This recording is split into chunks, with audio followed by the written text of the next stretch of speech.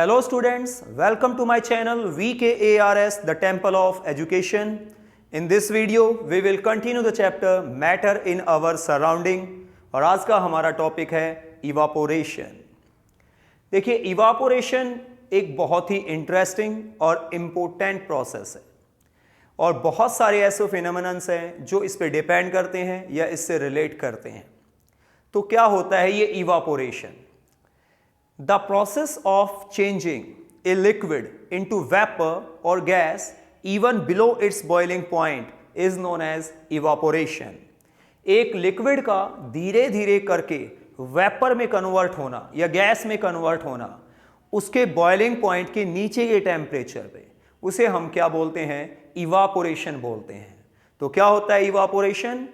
The process of changing a liquid into vapour और gas even below its boiling point is known as evaporation.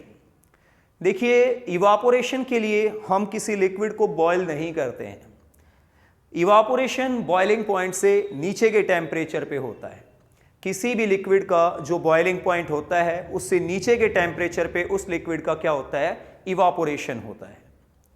तो evaporation चाहे किसी भी temperature पे हो, उस लिक्विड को लेटेंट हीट ऑफ वेपराइजेशन तो मिलेगी ही मिलेगी, यानी उसको लेटेंट हीट ऑफ वेपराइजेशन कहीं ना कहीं से तो मिलेगी ही, तभी इवापोरेशन का प्रोसेस होगा, अदरवाइज नहीं होगा। चाहे हम वेपराइज करा रहे हो, चाहे इवापोरेशन हो रहा हो, दोनों ही केस में जब तक पार्टिकल्स, लिक्विड के पार्टिकल्स के बीच का फोर्स ऑफ अट्रैक्शन नहीं टूटेगा, जब तक जो है ना लिक्विड वो वेपर में कन्वर्ट या गैस में कन्वर्ट नहीं होगा। इसलिए दोनों ही केस में, इवापोरेशन के केस में भी और वेपराइजेशन के केस में भी, दोनों ही केस में latent heat of vaporisation liquid को जरूर मिलती है, तभी वो वेपर में कन्वर्ट होता है। तो सबसे पहले हम डिस्कस करेंगे the factor affecting the rate of evaporation, और वो फैक्टर कौन कौन से हैं? सबसे पहला है टेम्परेचर। देखिए, जो प्रोसेस ऑफ इवापोरेशन होता है वो टेम्परेचर पे डायरेक्टली डिपेंड करता है। मतलब जितना ज़्यादा टेम्परेचर मिलेगा लिक्विड को, उतना फास्ट उसका इवापोरेशन होगा। आपने ऑब्जर्व किया होगा कि गर्मियों के समय में कपड़े बहुत जल्दी सूख जाते हैं, लेकिन सर्दियों के टाइम पे जो कपड़े हैं वो जल्दी से सूखते नहीं हैं। क्यों? क्योंकि गर्मियों के समय में एनवायरनमेंट में टेम्परेचर होता है ज़्यादा, जिससे जो कपड़े में मौजूद पानी के पार्टिकल्स हैं उनको क्या मिलता है? एनर्जी ज़्यादा मिलती है, और जिससे वो जल्दी से इवापोरेट हो जाते हैं। लेकिन जो सर्दियों के टाइम पे एनवायरनमेंट में टेम्परेचर कम रहता है और पानी के पार्टिकल्स को एनर्जी नहीं मिल पाती उतनी ज़्यादा जल्दी से इवापोरेट होने के लिए, इसलिए वो बहुत ही स्लो रेट से क्या होते हैं? इवापोरेट होते हैं। तो जो इवापोरेशन का प्रोसेस है वो टेम्परेचर पे डायरेक्टली डिपेंड करता है। लिक्विड को जितना ज़्यादा टेम्परेचर मिलेगा उतना फास्ट उसका इवापोरेशन होगा, और जितना कम टेम्परेचर मिलेगा उतना स्लो उसका इवापोरेशन होगा। दूसरा जो फैक्टर है वो है सरफेस एरिया। देखिए, जो इवापोरेशन का प्रोसेस है वो एक सरफेस फिनोमेनन है। मतलब जब किसी लिक्विड का इवापोरेशन होता है तो उस लिक्विड के जो सरफेस पे पार्टिकल्स हैं वो वेपर में धीरे धीरे करके क्या होते हैं? कन्वर्ट होते हैं। इसलिए हम बोल रहे हैं कि इवापोरेशन एक सरफेस फिनोमेनन है। तो क्या होता है? एक लिक्विड का सरफेस एरिया जितना ज़्यादा होगा, उतने ज़्यादा एरिया के जो पार्टिकल्स हैं लिक्विड के वो इवापोरेट होंगे, यानी कि ज़्यादा इवापोरेशन का प्रोसेस होगा। इसका मतलब जो इवापोरेशन का प्रोसेस है वो लिक्विड के सरफेस एरिया से पे भी डायरेक्टली डिपेंड करता है। जितना ज़्यादा लिक्विड का सरफेस एरिया होगा उतना ही जल्दी से, तेजी से जो है ना उसका इवापोरेशन होगा। तीसरा जो फैक्टर है वो तीसरा फैक्टर है विंड स्पीड। देखिए, विंड स्पीड पे भी डिपेंड करता है इवापोरेशन का प्रोसेस। जिस दिन हवा तेज चलती है कपड़े जल्दी सूख जाते हैं, या आपने कहीं पे पानी फेंका है तो वो जल्दी सूख जाता है। लेकिन जिस दिन हवा की स्पीड कम होती है उस दिन कपड़ों को सूखने में थोड़ा समय लगता है। क्यों? क्योंकि विंड स्पीड ज़्यादा होने से जो हवा के तेज़ी से बहते हुए पार्टिकल्स हैं, जब वो पानी के कपड़े के अंदर मौजूद पानी के पार्टिकल से टकराएंगे तो उनको ज़्यादा अमाउंट में एनर्जी ट्रांसफ़र करेंगे, और जितनी ज़्यादा एनर्जी मिलेगी पानी के पार्टिकल्स को, वो उतनी तेज़ी से फोर्स ऑफ अट्रैक्शन पे ओवरकम कर पाएंगे और तेज़ी से वेपर में कन्वर्ट हो पाएंगे। तो जो पानी है उसकी जो सरफेस पे पार्टिकल्स हैं, जब उनसे तेज़ी से आती हुई हवा टकराती है, तो तेज़ी से आती हुई हवा के पार्टिकल जब पानी के सरफेस पे टकराते हैं तो पानी के पार्टिकल्स को large amount of energy supply करते हैं, जिससे पानी के पार्टिकल फोर्स ऑफ अट्रैक्शन पे ओवरकम कर पाते हैं तेज़ी से, और तेज़ी से वेपर में कन्वर्ट हो पाते हैं। इसलिए जो प्रोसेस है इवोपोरेशन का, वो विंड स्पीड पे भी डायरेक्टली डिपेंड करता है। यानी जितना ज़्यादा तेज़ हवा की स्पीड होगी उतना जल्दी से इवापोरेशन का प्रोसेस होगा, यानी इवापोरेशन उतना फास्ट होगा। चौथा जो फैक्टर है वो है ह्यूमिडिटी। अब ये ह्यूमिडिटी क्या होता है? The degree of dampness of air is known as humidity. हवा कितनी गीली है, कितनी नमी है हवा के अंदर, वही हवा की क्या कहलाती है? ह्यूमिडिटी कहलाती है। ह्यूमिडिटी पे जो प्रोसेस ऑफ इवापोरेशन है वो इनवर्सली डिपेंड करता है। मतलब अगर हवा की ह्यूमिडिटी ज़्यादा है, हवा में पहले से ही पानी बहुत ज़्यादा है, हवा नम है, तो इवापोरेशन का जो प्रोसेस है वो स्लो रेट से होगा। लेकिन अगर हवा ड्राई है तो ड्राई एयर में जो इवापोरेशन का प्रोसेस है वो बहुत ही फास्टली होता है।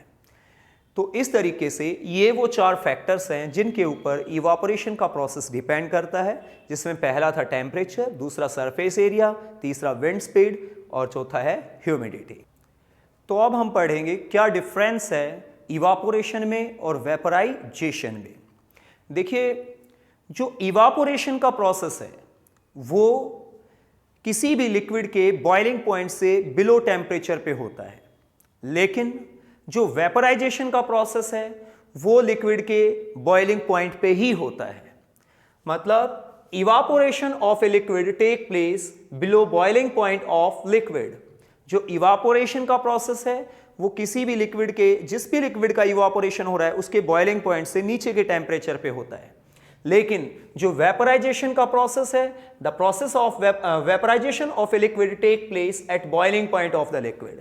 लेकिन जो वेपराइजेशन का प्रोसेस है वो लिक्विड के बॉइलिंग पॉइंट पर ही होता है। इवापोरेशन जो है ना वो जनरली एक स्लो प्रोसेस होता है, मतलब बहुत ही धीरे धीरे करके जो लिक्विड है वो वेपर में क्या होता है? कन्वर्ट होता है। लेकिन जो वेपराइजेशन है वो जनरली बहुत ही फास्ट प्रोसेस है। उसमें क्या होता है, एक लिक्विड को हम बॉईल करते हैं और बहुत रैपिडली यानी तेजी से किस में कन्वर्ट करते हैं? वेपर में कन्वर्ट करते हैं। तो वेपराइजेशन एक फास्ट प्रोसेस है और इवापोरेशन जो है वो जनरली क्या होता है? स्लो प्रोसेस होता है। जो इवापोरेशन होता है वो एक सरफेस फेनोमेनन है। सरफेस फेनोमेनन का मतलब कि जो इवापोरेशन होता है किसी लिक्विड का, तो उसकी लिक्विड की सरफेस के जो लिक्विड के पार्टिकल्स हैं वो धीरे धीरे करके इवापोरेट होते हैं। लेकिन वेपराइजेशन एक बल्क फेनोमेनन है या बल्क प्रोसेस है। मतलब पूरा का पूरा लिक्विड जो है ना तेजी से क्या होता है? वेपर में कन्वर्ट होता है। जो इवापोरेशन है वो एक नेचुरल प्रोसेस होता है, यानी नेचुरली होता है। लेकिन जो वेपराइजेशन का प्रोसेस है वो हम कराते हैं, ये एक आर्टिफिशियल प्रोसेस है। जो इवापोरेशन है वो किसी भी टेम्परेचर पे हो जाता है, लेकिन जो इवापोरेशन है वो जनरली किसी भी टेम्परेचर पे हो जाता है, लेकिन जो वेपराइजेशन का प्रोसेस है वो एक स्पेसिफिक टेम्परेचर पे ही होता है, जिसे हम लिक्विड का बॉइलिंग पॉइंट कहते हैं। अब हम देखेंगे कि इवापोरेशन के द्वारा कैसे कूलिंग होती है।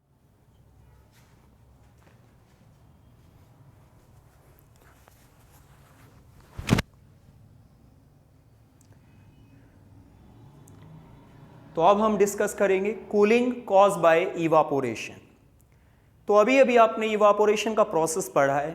आपको पता है कि जब इवापोरेशन का प्रोसेस होता है तो ये प्रोसेस होने के लिए अपने आसपास से, अपनी सराउंडिंग से एनर्जी को एब्जॉर्ब करता है, ताकि इसके पार्टिकल्स को लेटेंट हीट ऑफ वेपराइजेशन मिल सके और ये लिक्विड से वेपर में क्या हो सके? कन्वर्ट हो सके। तो जब हीट ये एब्जॉर्ब करता अपने एनवायरनमेंट में किसी भी चीज़ से, अपने सराउंडिंग से, तो हीट एब्जॉर्ब करेगा। तो जिस भी चीज़ से इवापोरेशन हीट एब्जॉर्ब करेगा तो वो चीज़ क्या हो जाएगी? ठंडी। तो इसलिए हम बोलते हैं कि इवापोरेशन कॉज कूलिंग। जो इवापोरेशन है उसके कारण क्या होती है? कूलिंग होती है। देखिए, for example if we put a little spirit, अगर हम अपने हाथ पे यहाँ पे थोड़ी सी स्पिरिट लगा लेते हैं, या तो हम ईथर लगा लें या पेट्रोल लगा लें, और उसे लगा के अगर हम हवा में लहराएंगे तो क्या होगा कि ये जो स्पिरिट है, पेट्रोल या ईथर, वो बहुत तेज़ी से इवापोरेट होगा, और इवापोरेट होगा तो वो इवापोरेट होने के लिए हमारे हाथ की गर्मी का इस्तेमाल करेगा लेटेंट हीट ऑफ वेपराइजेशन के रूप में। और जब हमारे हाथ से गर्मी निकल जाएगी तो हमें वहाँ पे कैसा फील होगा? ठंडा फील होगा। तो इसका मतलब यहाँ पे इवापोरेशन के कारण जो है ना कूलिंग हुई है। एक और एग्जाम्पल देखिए, during hot summer day water kept in earthen pot, गर्मियों के दिनों में मटके में रखा हुआ पानी, जो मिट्टी का घड़ा होता है उसमें रखा हुआ पानी ठंडा हो जाता है। क्यों हो जाता है? जो मिट्टी का घड़ा है वो चिकनी मिट्टी यानी क्ले से बना होता है, जिसमें बहुत सारे छोटे छोटे पोर्स होते हैं उसके सरफेस पे, उसकी दीवारों के सरफेस पे। तो क्या होता है कि मटके के अंदर रखा जो पानी है वो धीरे धीरे करके लगातार कंटिन्यूअसली थोड़ा बहुत पानी जो है ना रिस कर, उसकी दीवारों में से रिस कर बाहर सरफेस पे मटके की आता रहता है। और ये जो पानी बाहर सरफेस पे आ गया है ये क्या करेगा? ये इवापोरेट होगा, और इवापोरेट होने के लिए इसको जो लेटेंट हीट ऑफ वेपराइजेशन मिलेगी, ये मिलेगी कहाँ से? मटके में रखे हुए पानी से, और मटके से ये लेटेंट हीट ऑफ वेपराइजेशन का इस्तेमाल करेगा। अगर मटके से या और मटके में रखे पानी से गर्मी इस्तेमाल हो जाएगी, हीट इस्तेमाल हो जाएगी, तो वो ठंडा हो जाएगा। इसलिए मटके में रखा हुआ जो पानी है वो क्या हो जाता है? ठंडा हो जाता है। तो यहाँ पे भी इवापोरेशन के कारण क्या हुई है? कूलिंग हुई है। देखिए एक और example, a desert cooler cools better on hot and dry day. जिस दिन बहुत ज़्यादा गर्मी होती है, सूखा दिन होता है, ड्राई एयर होती है बिल्कुल, उस दिन जो कूलर है वो कूलिंग अच्छी करता है। क्यों? ऐसा क्यों होता है? क्योंकि जो हॉट डे है तो उस दिन टेम्परेचर ज़्यादा है और हवा ड्राई है, तो हॉट जो हाई टेम्परेचर है और ड्राई एयर है वो क्या करते हैं? वो रेट ऑफ इवापोरेशन को इंक्रीज कर देते हैं, उसको बहुत ही फास्टली जो है ना पानी का क्या करवाते हैं? इवापोरेशन। तो कूलर से होके आने वाली जो हवा है वो क्या करेगी? उसकी जो हीट है वो इस्तेमाल हो जाएगी पानी को इवापोरेट करने में, और हीट इस्तेमाल हो जाएगी तो हवा क्या हो जाएगी? ठंडी। इसलिए जो हॉट ड्राई डे वाले दिन डेजर्ट कूलर अच्छी कूलिंग करता है, ज़्यादा कूलिंग करता है। अगला एग्जाम्पल देखिए, we should wear cotton clothes in summer days. गर्मियों के दिनों में हमें सूती कपड़े पहनने चाहिए, क्योंकि जो कॉटन होता है वो बहुत बढ़िया एब्जॉर्बर होता है पानी का। तो ये क्या करेगा? ये हमारे पसीने को एब्जॉर्ब कर लेगा, हमारे स्वेट को एब्जॉर्ब कर लेगा, तो फिर उसे एक्सपोज कर देगा बाहर इवापोरेट होने के लिए। और जब हमारे स्वेट का यानी पसीने का इवापोरेशन होगा तो इवापोरेशन से तो कूलिंग होती है, क्योंकि इवापोरेट होने के लिए वो हमारे शरीर की और हमारे आसपास की गर्मी का इस्तेमाल करेगा, ठीक है, लेटेंट हीट ऑफ वेपराइजेशन के रूप में, जिससे हमारा शरीर क्या हो जाएगा? ठंडा हो जाएगा। तो इसलिए हमें गर्मियों के दिनों में क्या करना चाहिए? सूती कपड़ों का इस्तेमाल करना चाहिए। देखिए जब हमें बहुत ज़्यादा गर्मी लगती है तो क्या होता है? हमें पसीने आते हैं, और जो पसीना आता है वो स्किन से बाहर आने के बाद सरफेस पे आ जाता है हमारी स्किन की, तो वो इवापोरेट होता है, और इवापोरेट होने के लिए वो हमारे शरीर की गर्मी का क्या करता है? इस्तेमाल करता है लेटेंट हीट ऑफ वेपराइजेशन के रूप में, जिससे क्या होगा? शरीर की गर्मी का इस्तेमाल होगा तो शरीर थोड़ा ठंडा हो जाएगा और हमें बेटर फील होगा। तो ऐसे करके जो इवापोरेशन का प्रोसेस है वो कूलिंग करता है। Now we see two more states of matter. इससे पहले आपने 3 फिजिकल स्टेट पढ़ी है मैटर की, जो कॉमन स्टेट्स हैं मैटर की, और अब आप पढ़ने जा रहे हैं मैटर की 2 और फिजिकल स्टेट्स, जिसमें पहला है प्लाज्मा और दूसरा है बोस-आइंस्टीन कंडेंसेट। पहले हम बात करेंगे कि प्लाज्मा क्या होता है। देखिए जो प्लाज्मा है उसे मैटर की 4th स्टेट बोला जाता है। प्लाज्मा मिक्सचर होता है फ्री इलेक्ट्रॉन्स और आयंस का। तो कैसे ये प्लाज्मा बनता है वो देखिए। मान लीजिए ये हमारे पास यहाँ पे कोई गैस है इसमें, और वो गैस के ये एटम्स हैं, और ये गैस हमने यहाँ पे रखी हुई है लो प्रेशर पे।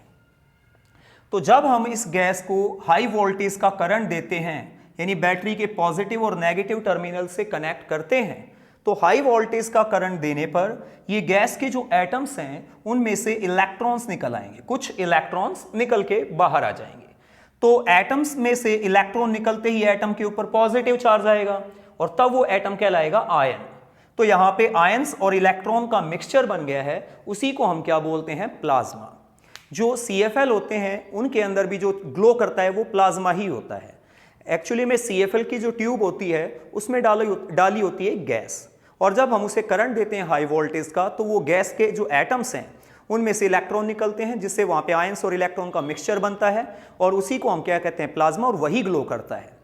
सूरज में या फिर जो स्टार्स हैं, अदर स्टार्स, उनमें भी ये प्लाज्मा ही होता है जो ग्लो करता है, जो रोशनी करता है। तो प्लाज्मा को मैटर की हम फोर्थ स्टेट बोलते हैं। जो फिफ्थ स्टेट है, बोज आइंस्टीन कंडेंसेट, इस पे काम किया था सबसे पहले 1920 में एक इंडियन साइंटिस्ट जिनका नाम था सत्येंद्र नाथ बोस। उन्होंने इसके ऊपर थोड़ा काम किया, कुछ कैलकुलेशंस की, और उन्हीं कैलकुलेशंस के आधार पे एल्बर्ट आइंस्टीन ने जो है प्रेडिक्ट किया मैटर की फिफ्थ स्टेट को।